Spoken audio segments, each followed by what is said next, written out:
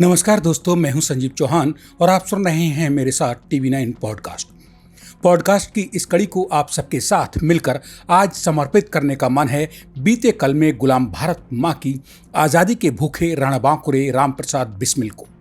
वही रामप्रसाद बिस्मिल जो बचपन में थे अपने भाई बहनों में सबसे खुराफाती या कहिए शैतान प्रवृत्ति के मगर हरफन मौला बालक। बचपन में उनकी बही खुराफातें उन्हें हमेशा रखती थीं पिता के निशाने पर, मगर माँ थी कि बेटे की हर शैतानी को अपने पल्लू में दाव ढांक लेने पर ही हमेशा आमादा दिखाई दी।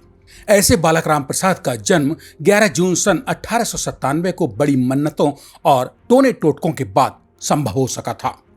माँ मूलमती और पिता मुरलीधर ने जन्म वाले दिन यूपी के शाहजहांपुर शहर के खिरनी बाग मोहल्ले के हर घर में लड्डू बंटवा डाले थे। इसलिए क्योंकि बालक पंडित रामप्रसाद के जन्म से पहले वे अपनी एक संतान की असमय ही मौत का दुख झेल चुके थे, लिहाजा नवजात शिशु के भविष्य से आशंकित मां मूलमती और पिता मुरलीधर ने कुनवे के ज्योतिषी से जन्म के अगले दिन ही नवजात शिशु की कुंडली भी बनवा डाली। पता चला कि बच्चे की दोनों हाथ की सभी उंगलियों में चक्र का निशान है। जन्म कुंडली बनाने वाले पंडित की भविष्यवाणी थी कि बालक का जीवन बचे रह पाने की उम्मीद बेहद कम है। अगर जिंदगी सुरक्षित रही तो फिर बालक दुनिया में चक्रवर्ती सम्राट बनकर उभरेगा। मां पिता दोनों की सिंह राशि थी, सो उनके घर में जन्म भी रामप्रसाद के रूप में किसी शावक यानी शेर के बच्चे से ही बहादुर बालक का हुआ था। बच्चे की राशि थी तुला। रामप्रसाद के जन्म के तुरंत बाद टोना टोटका के लिए घर में माता पिता ने एक खरगोश का बच्चा मंगवा लिया। उस खरगोश के बच्चे को नवजात रामप्रसाद के ऊपर से उतारने के बाद आंगन में छोड़ दिया गया। खरगोश ने आंगन के 2-3 चक्कर लगाए और उसने देखते ही देखते सबके सामने दम तोड़ दिया। बचपन और निजी जिंदगी से जुड़े इन तमाम अनछुए हैरतअंगेज पहलुओं का जिक्र खुद हिंदुस्तान के लड़ाते और ब्रिटिश हुक्मरानों की आंखों के कंकड़ रहे रामप्रसाद बिस्मिल ने अपनी आत्मकथा में किया है। मैं उन्हीं रामप्रसाद बिस्मिल का आज जिक्र कर रहा हूं जिन्होंने भारत मां को अंग्रेजों के बेड़ियों से मुक्त कराने की भूख और जिद में ही अपनी जिंदगी फांसी के फंदे पर लटक कर होम कर दी, महज 30 साल की उम्र में। आज ही के दिन यानी 19 दिसंबर सन 1927 को गोरखपुर की जिला जेल के फांसी घर में 5 बहन और 4 भाई सहित रामप्रसाद माता पिता की 9 संतान में से एक थे। बचपन की शैतानियों ने जब कुलांचे मारना शुरू किया तो बालक रामप्रसाद में जमाने के हरैब ने घर कर लिया। ज्यों-ज्यों मगर उम्र बढ़ी त्यों-त्यों रामप्रसाद की बुद्धि खुलती चली गई। जब अक्ल आई तो देखा कि हिंदुस्तान पर काले इरादों वाले गोरी चमड़ी के अंग्रेज राज कर रहे हैं। बस इतना भर समझ में आना था कि बचपन से निकल जवानी की दहरी पर पांव रखते ही रामप्रसाद की सोच के साथ साथ मानो इरादों ने ही करवट ले ली हो। रामप्रसाद जानते थे कि निहत्थे भूखा तो रहा जा सकता है, मगर हथियारबंद अंग्रेजी हुक्मरानों को बिना हाथ में बंदूक के उन्हें उन्हीं की भाषा में जवाब देकर हमेशा हमेशा के लिए खामोश कर पाना असंभव है। सो रामप्रसाद ने अंग्रेजों के खिलाफ आग उगलते मजमूनों से भरी किताबें खुद ही लिखकर खुद ही छापना शुरू कर दिया। उन किताबों की बिक्री से हासिल रुपए पैसों से बम और बंदूकें खरीद डाली ताकि हथियारबंद ब्रिटिश हुक्मरानों की बंदूकों को नाकारा यानी जंग लगा हुआ साबित कर सकें। सन 1916 में मां भारती के ऐसे दिलेर ने जब कांग्रेस अधिवेशन के दौरान लखनऊ शहर की सड़कों पर लोकमान्य बाल गंगाधर तिलक की शोभा यात्रा निकाली तो जमाने में रामप्रसाद के नाम का कोहराम मच गया।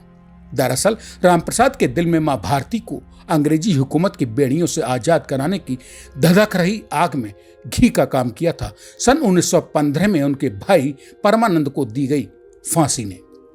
भाई की मौत से ही उन्होंने कसम खा ली थी कि गोरों को भारत के खेतों से पैदा अन्न करने वाला भारत के सपूतों की ही छाती पर लात मारकर हजम नहीं करने देंगे। लिहाजा गोरे दुश्मनों के काले कारनामों को कुचलने के लिए रामप्रसाद बिस्मिल ने जून 1918 में 2 और फिर डकैती की एक घटना को सितंबर 1918 में अंजाम दे डाला।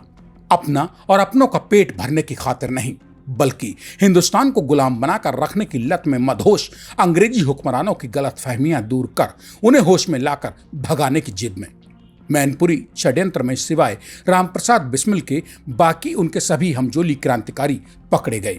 बाद में जेल से छूटे युवा क्रांतिकारियों ने शाहजहांपुर पहुंचकर अंग्रेजों की आंख में धूल झोंकने के लिए वहां जाकर अफवाह उड़ादी की रामप्रसाद बिस्मिल तो पुलिस के साथ मुठभेड़ में मारे जा चुके हैं, जबकि पुलिस मुठभेड़ के दौरान रामप्रसाद बिस्मिल तो यमुना नदी में कूदकर जिंदा बच निकलने में कामयाब हो चुके थे। उस गोलीकांड कहिए या फिर ब्रिटिश पुलिस से मुठभेड़ में यमुना में कूदने के बाद रामप्रसाद बिस्मिल पहुंचे आज की दिल्ली से सटे यूपी के ग्रेटर नोएडा इलाके के जंगलों में। तब यहां कीकर यानी बबूल के कांटेदार जंगल हुआ करते थे। वे जंगल जिनमें इंसान तो क्या जानवरों और पक्षियों का जीवन भी दूभर समझा जाता था। ऐसे जंगल में मंगल कर लेने की कुव्वत भी रामप्रसाद से ही बिरले में थी, जो उन्होंने पुलिस की आंखों से बचते बचाते बबूल के उसी जंगल में कुछ किताबों को भी लिखना पढ़ना शुरू कर दिया। उसके बाद उन्होंने इलाके में स्थित रामपुर जागीर गांव में पहुंचकर शरण ली, बिना अपनी कोई पहचान खोले हुए। देश को जबरन ही घुसाए दगाबाज गोरे अंग्रेजों के काले इरादों की जंजीरों से रिहा कराने की धुन में मगर रामप्रसाद कई महीने तक रामपुर जागीर गांव में पहचान छिपाकर स्थानीय निवासियों की गाय और भैंसों को चराते रहे। इसका जिक्र भी खुद रामप्रसाद बिस्मिल ने अपनी आत्मकथा में किया है।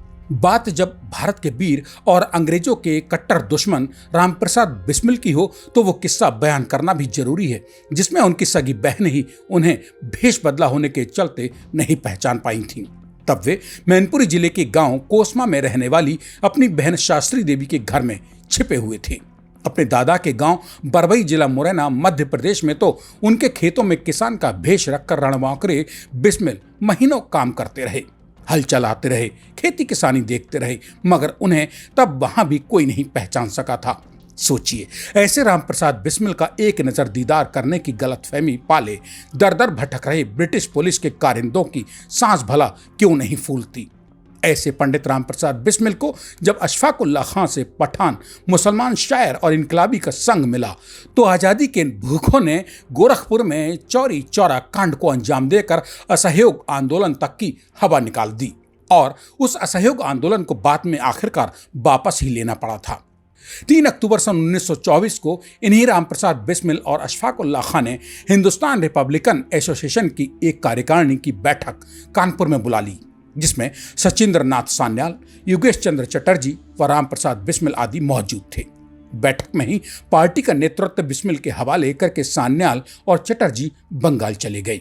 देश से अंग्रेजों को खदेड़ने के लिए सबने मिलकर आयरलैंड के क्रांतिकारियों की तर्ज पर पहली डकैती 25 दिसंबर सन 1924 को क्रिसमस की रात बमरौली में डाली, जिसका नेतृत्व बिस्मिल के ही हाथों में था। इसका उल्लेख चीफ कोर्ट ऑफ अवध के फैसले में दर्ज है।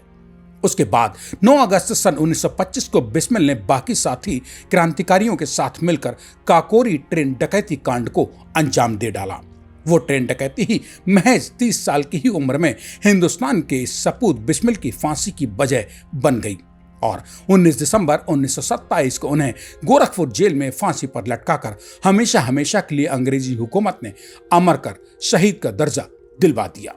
मां भारती के लाडले कुशाग्र बुद्धि के ऐसे पंडित रामप्रसाद बिस्मिल की शहादत के मौके पर अब 94 साल बाद पेश पॉडकास्ट की यह कड़ी सुनकर आपके मन में क्या कुछ कौंधा? अपने मन की बेबाक बात मुझे भी कमेंट बॉक्स में लिखकर बताना ना भूलें। इसी के साथ अपने दोस्त संजीव चौहान को दीजिए इजाजत, इस वायदे के साथ कि TV9 डिजिटल चैनल पर पॉडकास्ट की अन्य कड़ियों में सुनना और सर्च करना नहीं भूलेंगे। पंडित रामप्रसाद बिस्मिल के साथ ही फांसी के फंदे पर हंसते हंसते झूल जाने वाले अशफाक उल्लाह खां, ठाकुर रोशन सिंह और राजेंद्र नाथ लाहिरी की शहादत की भी रोंगटे खड़े कर देने वाली कहानी। और हाँ, हमारे चैनल TV9 डिजिटल को भी सब्सक्राइब करना भी तो आपको याद रखना है।